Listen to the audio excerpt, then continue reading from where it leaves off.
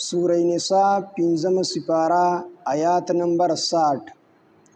علم ترى آیاتان دی کتلی الی الذین ها کسانو تا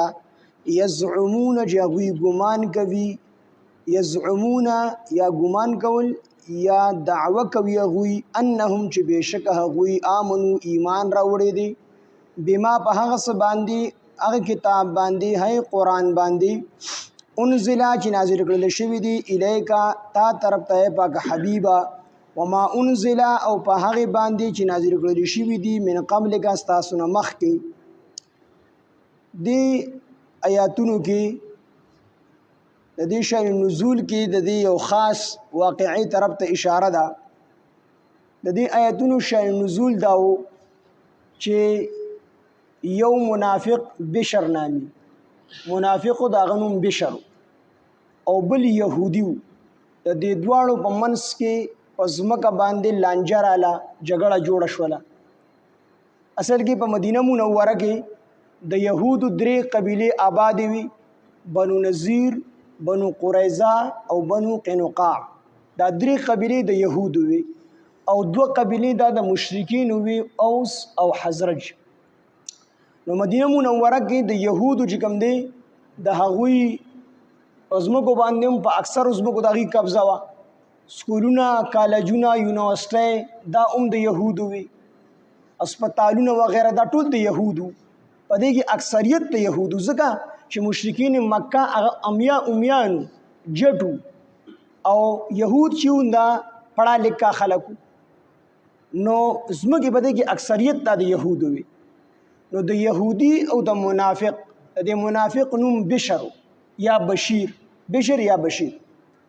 او يهودي د دې دواړو په ځمکه باندې جګړه جوړه شوله يهودي وی د ځمکه زما ده او منافق بشر منافق وی د ځمکه زما ده دا بشر په حقیقت کې منافقو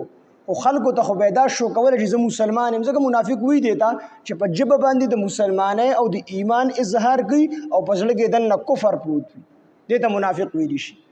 دغه بشر چې د منافقو خکارا مسلمانو ځل کې نفاق او کفر نو بشر وی د ازمکه زما ده او يهودي وی د ازمکه زما ده د دوړو جګړه جوړه شو په دې باندې نو دوړو د يهودي ورته وی د يهودي د بشر ته چې د شکار بو ګوتوي د ازمکه زما ده زویم د ازمکه زما ده دوړو په جګړه ده نو لاړ به شو تاسو پیغمبر محمد صلی الله علیه وسلم لبلال شو چې نبی علیہ الصلوۃ والسلام د چا په حق کې فیصله وکړه بس باغې به زموږ د ټول اتفاق وي نو دا بشر منافق وته وی چې نه نبی علیہ السلام له فیصله نه وړو ستاسو مشر د يهوديانو چې کوم مشر د کعب بن اشرف اغله دا فیصله وړون داغه د چا په حق کې فیصله وکړه باغې به اتفاق عجیب خبره ده مسلمان دی ځان مسلمان ښکار کی مسلمان نه دی خو ځان مسلمان ښکار کوي او دا بل يهودي دی يهودي وی د مستاسو پیغمبر له فیصله وړو او دا منافق وی ښکارا جزان مسلمان ظاهری او بزړه کې کفر او نفاق پروت دی وی نه د کعب بن اشرف د يهوديانو د مشر له فیصله وړو وسته يهودي ولې وی چې نبی عليه السلام له فیصله وړو او د منافق ولې وی چې کعب بن اشرف له فیصله وړو يهودي په دې وجه وی چې نبی عليه السلام له فیصله وړو چې يهودي په حق باندې د ازمکه د يهودي وا او د يهودي ته پته و چې د الله پیغمبر دا په حق باندې فیصله کوي په نه حق باندې فیصله نه کوي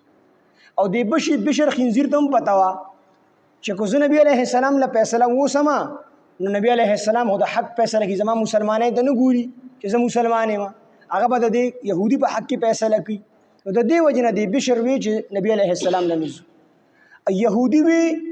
زمونږ د يهوديانو د مشر کعب بن اشرف له نزو او بشر وی د کعب بن اشرف لزو يهودي ولې وی چې د کعب بن اشرف له نزو او د بشر منافق ولې وی چې کعب بن اشرف لزو وی د بشر د دې وجنه وی چې کعب بن اشرف رشوت خور زلګ د خیال وکړو چې ل 100 روپے به ورکم نو زما په حق کې پیسې وروړي او يهودي ته پته و چې کعب بن اشرف رشوت خور دی نو کو دا ظاهری مسلمان دا منافق ورله پیسې ورګي نو زما په حق کې فیصله ده خو زما په حق کې به اون کې د دې منافق په حق کې به بهر حال د دې دواړو جګړه وا اخره کې ټول خلکو فیصله په دې باندې وکړه چې دا فیصله نبی عليه الصلاه والسلام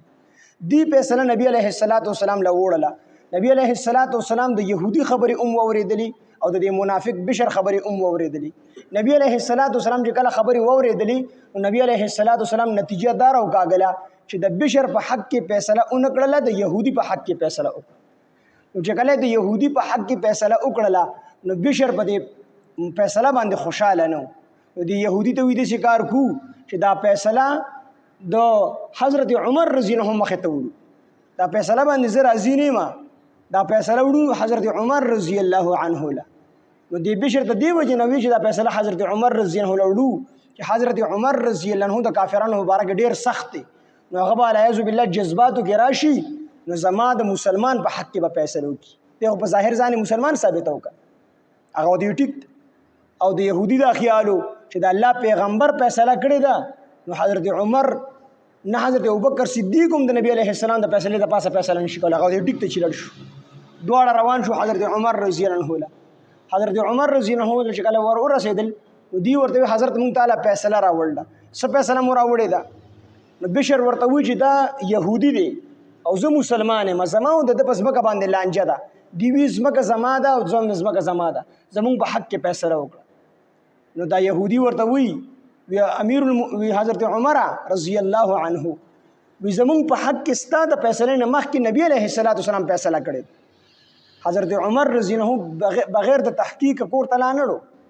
بلکې د بشر نه تاسو کو د يهودي رشاوي ستاسو په حق کې نبی عليه السلام فیصله کړی دا دی ورته او زموږ په حق کې فیصله کړی د خو زه راضي نه او ټیک حضرت عمر رضی الله عنه کور ته لاړو او په خپل تورو کې 13 تورو کتل هغه تورې راوړه بهر وروت او د دې بشر منافق نه د اثر او په خپل کې وته ورغورځ او وی فرمایل چې څوک د الله د پیغمبر په فیصله باندې راضي نه وي حضرت عمر رضی الله عنه دغه فیصله بیا په تور باندې تفسیر حازن